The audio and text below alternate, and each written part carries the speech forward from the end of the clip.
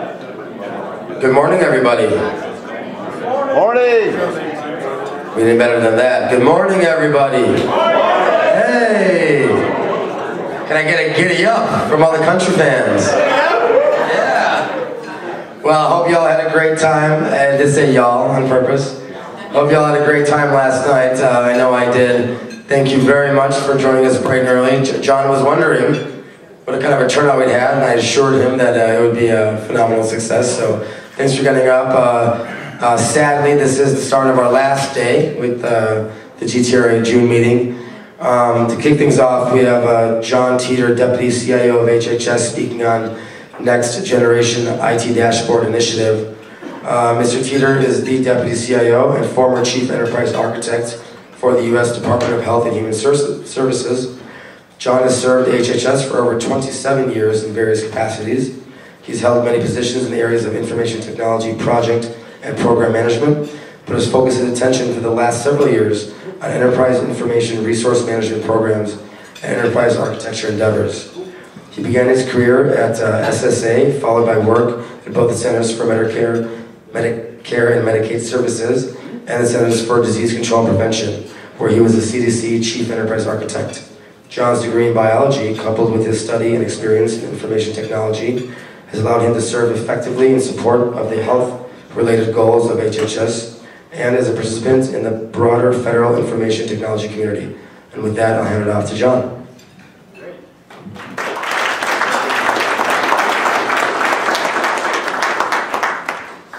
Good morning, everybody. Good morning. That's better. That's better. I'm surprised, given everybody's festivities last night. I have to say that the GTRA has done a fabulous job, and I think they deserve a round of applause. Barham and his team are par excellence. Thank you. I have to be very unashamed about my comments now. We've got a lot of people from HHS that are here that are part of the program. Mary Forbes, George Thomas. We got our contingent from CMS here, and I have to give a special call out to Debbie McKelvin, who just recently retired as the Chief Architect for the Centers for Medicare and Medicaid Services, and she's available, guys. So, and she knows what she's doing. Trust me. So anyway, this morning, we're going to talk about the IT dashboard. We'll talk a little bit about where it is right now, and we'll talk about maybe some of the realm of the possible, for what it could be. And how many people have seen the IT dashboard? Anybody gone out there and looked at it? Okay, quite a few. Okay, so one thing that I want to find out about is, what do you see about the dashboard that is good, and what is bad? What do you think needs to change? Well, John, in the political landscape we're in today, there's so much commentary by people, citizens, about not really knowing what's going on and why are people spending this money on things that we shouldn't be spending them on. And I travel a lot, and I sort of took on as a mission when I'm on airplanes and people are going, "It's government, it's just..." And I go, "Have you been to usaspending.gov? And so the thing I'm going to say about it is, it's really great. But the other thing about it is, we probably didn't expect from it, we're not doing a good job of promoting it. The average citizen has never heard of it. And there's a lot of political discourse that's going on right now that would be quieted if the government did a better job of promoting it." Okay, so promotion.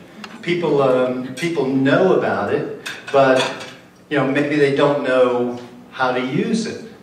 So, Tanya, what do you think? I think certainly from an open government perspective and the opportunity it provides across agencies as well as from a civilian perspective, it's a wonderful opportunity. I do agree from a promotion perspective, there could definitely be a better job done, and I think through the efforts that we're currently working on, that'll certainly happen.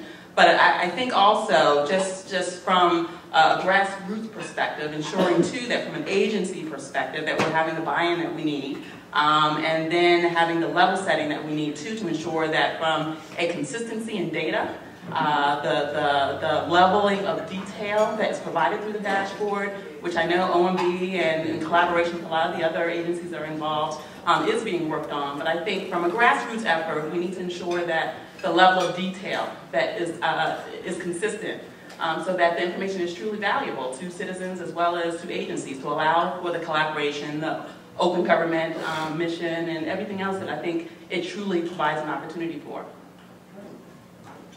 Okay, so we don't promote it.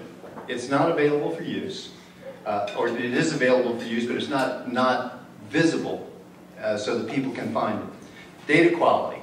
That's a big thing that, and for those of you that might not know it, Tanya and I are actually working with OMB on that very issue, is trying to improve the quality of the data and improve the functionality of the dashboard itself. And so I'm going to try and get a little bit of perspective from Dave about, and he did such a masterful job yesterday of laying out some of the challenges that he faces. I'm wondering whether the IT dashboard really represents the true picture of DoD. Dave?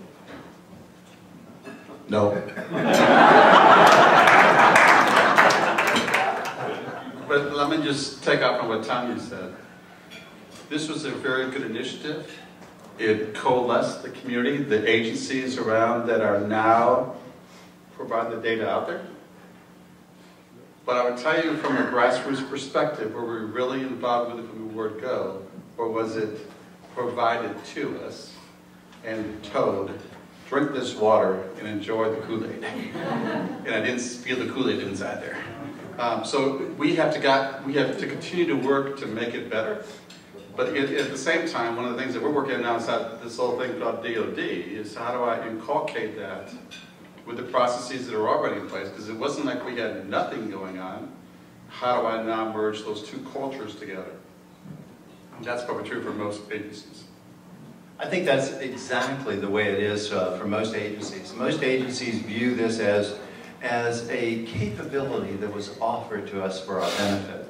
And so we joyfully engage in the use of this valuable tool, and I think that one of the things that we see is that just like Dave said, most of the agencies don't think that it really represents a true picture of the job that they're doing, because it's very one-dimensional in its current state, and even though it's being offered as a management tool, it doesn't have the capabilities and the depth that we need to actually manage our work.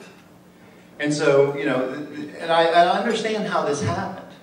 OMB, they wanted to put this out there, they wanted to offer information to the citizens of the country, and what they did was they took the information that they had, which was investment information. For those of you that know what an Exhibit 300 is, that's what they did. They took the information that they had at their disposal and they put it out there as an offering. And I understand how that happened. So let's kind of take a look at that type of a scenario. So on the left-hand side, you've got the current dashboard. And so